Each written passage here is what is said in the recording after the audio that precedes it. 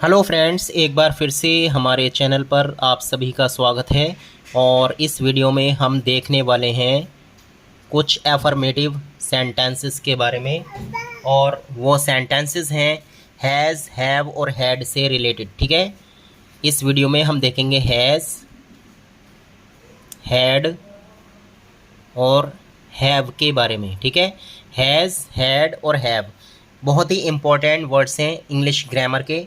आप सभी से गुजारिश है, रिक्वेस्ट है कि अगर आपने अभी तक भी हमारे चैनल को सब्सक्राइब नहीं किया है तो आप सभी इस चैनल को सब्सक्राइब कर लें और वीडियो को लाइक शेयर ज़रूर कर दें। बहुत ही इंपॉर्टेंट वीडियो है। देखिए यहाँ पर सबसे पहले हम हैज़ का यूज़ देखेंगे। जैसे सेंटेंस है हमारे पास, उसके पास, उसके पास 3 पेन हैं। ठीक है, उसके पास 3 पेन हैं। अब ये देखिए उसके पास। ठीक है, तो यहाँ पर अगर आप इसको लड़का मानेंगे तो ही से बनाएं और अगर लड़की मानेंगे तो शी से बनाएं। तो ही सिंगुलर सब्जेक्ट है और सिंगुलर सब्जेक्ट के साथ हम हैज़ का यूज़ करते हैं। ठीक है, he has 3 pen, 3 pens. Okay, उसके पास 3 पेन हैं, ही हैज़ 3 पेन्स। ये हो गया इसकी इंग्लिश। ठीक है, अगर किसी का नाम आ जाए, जैसे यहाँ पर लिखा हुआ है अमर के पास, मैंने यहाँ पर लिखा अमर के पास एक गाय है। ठीक है, ये आ गया अमर के पास एक गाय है। तो अमर के पास इसकी इंग्लिश हो जाएगी अमर हैज़। अमर हैज़ एक गाय, आ काऊ। अमर हैज़ आ काऊ। ठीक है, यानी अमर के पास एक गाय है। अगर हम यहाँ पर लिखें उसके पास, उसके पास एक रुमाल है। ठीक है फ्रेंड्स, उसके पास एक रुमाल है।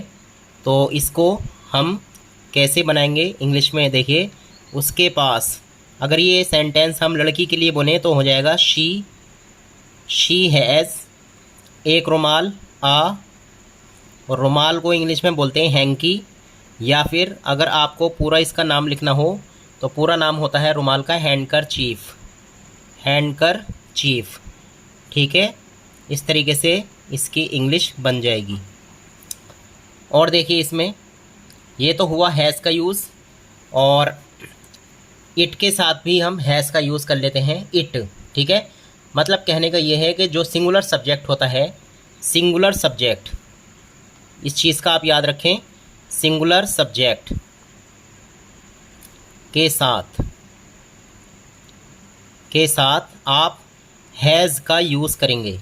और एक चीज़ का और ध्यान रखें, ये यूज़ जो होता है वो प्रेजेंट में होता है। ठीक है, सिंगुलर सब्जेक्ट का मतलब है जैसे ही, शी या फिर इट या किसी का नाम, ये सिंगुलर सब्जेक्ट होते हैं। ओके फ्रेंड्स, अब चलते हैं हम हैड की तरफ। हैड, हैड वाले सेंटेंसेस या हैड वाले वाक्य है। और हैड का जो यूज़ होता है वो पास्ट में यूज़ होता है, पास्ट में यूज़ होता है हैड का। और इसमें कोई शर्त नहीं है, चाहे सिंगुलर सब्जेक्ट हो या प्लूरल सब्जेक्ट हो, सभी के साथ आप हैड का यूज़ कर सकते हैं। ओके, जैसे मैं कहूँ मेरे पास एक चाकू था। अब यहाँ पर देखिए था आ गया, मेरे पास। तो सेंटेंस में हम इसको इस तरीके से, यानी इंग्लिश जब बनाएंगे तो ऐसे लिखेंगे आई हैड एक चाकू, इसको बोलेंगे a knife. I had a knife. Okay, उसके पास, उसके पास एक ऊंट था। तो अगर मैं इस सेंटेंस को किसी लड़के के लिए बोलूँगा तो हो जाएगा ये ही हैड। और अगर किसी लड़की के लिए बनाएंगे तो यहाँ पर शी कर देंगे, ही हैड आ कैमल। उसके पास एक ऊंट था। ठीक है, एक सेंटेंस और देख लीजिए, अगर किसी का नाम आ जाए, जैसे अंकित के पास एक संदूक था। ठीक है, तो यहाँ पर सबसे पहले आप अंकित लिख देंगे और था वाला सेंटेंस है तो हो जाएगा हैड, अंकित हैड, और एक संदूक को इंग्लिश में बोलेंगे आ बॉक्स। ये हो गया। अब चलते हैं फ्रेंड्स हैव की तरफ। हैव, तो हैव का जो यूज़ होता है वो प्लूरल सब्जेक्ट के साथ यूज़ होता है, प्लूरल सब्जेक्ट्स के साथ। ठीक है, और प्रेजेंट में यूज़ होता है, प्रेजेंट में। ठीक है, प्लूरल सब्जेक्ट के साथ होगा और प्रेजेंट में होगा। जैसे प्लूरल सब्जेक्ट कौन कौन से होते हैं, जैसे दे या फिर वी। ठीक है, दे हो गया, वी हो गया। और ज़्यादा के बारे में जब हम बात करें जैसे द चिल्ड्रन।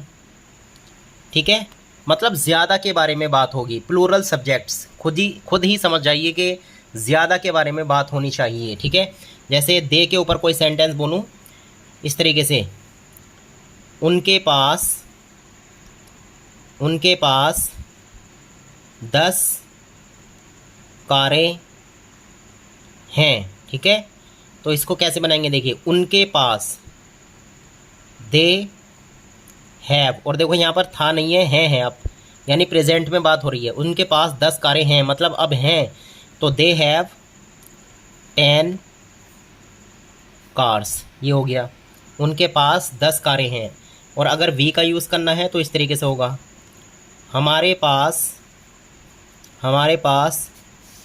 2 कमरे हैं।